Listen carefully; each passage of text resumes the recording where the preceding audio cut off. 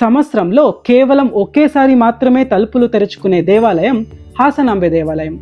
ఈ వీడియోలో ఈ దేవాలయం యొక్క విశిష్టత గురించి తెలుసుకుందాం. నమస్కారం, హరే రామ్.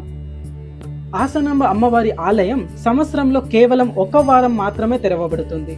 ఆశ్వీజ మాసంలో పౌర్ణమి తర్వాత, అంటే సాధారణంగా అక్టోబర్ లేదా నవంబర్ నెలలో ఆలయ ద్వారాలను తెరవబడతాయి.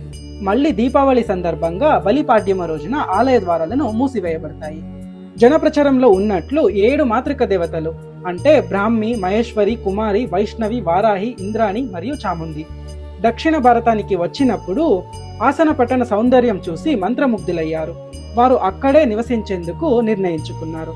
అమ్మవారి అద్భుతాలలో ప్రసిద్ధమైనది, గత సంవత్సరం ఆలయం చూసే సమయంలో ఉంచిన పూలు మరియు దీపం తదుపరి సంవత్సరం ఆలయం తిరిగి తెరవగానే అవి అలాగే తాజాగా ఉండడం, దీపం ఇంకా వెలుగుతూ ఉండడం.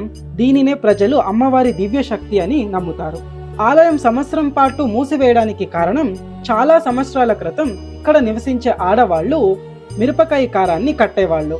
దీనివల్ల అమ్మవారి కళ్ళల్లో నీళ్లు తిరిగేవి. దాన్ని చూసిన గ్రామస్తులు ఆలయ ద్వారాన్ని మూసివేస్తారు. తరువాత సంవత్సరంలో ఒక్కసారి మాత్రమే ఆలయ ద్వారాలు తీయడం ఆచారంగా మారింది. అమ్మవారికి సంబంధించిన ఒక హృదయాన్ని తాకే కథ కూడా ఉంది. ఒకసారి ఆలయం సమీపంలో నివసించిన ఒక భక్తురాలు ప్రతిరోజు హాసనాంబ అమ్మవారిని పూజించేది. ఆమె క్రూరమైన అత్త ఒకసారి కోపంలో ఆమెపై బలమైన వస్తువును విసిరేసింది. ఆమె రక్తస్రావంలో బాధపడుతూ అమ్మవారిని కేక వేసి పిలిచింది.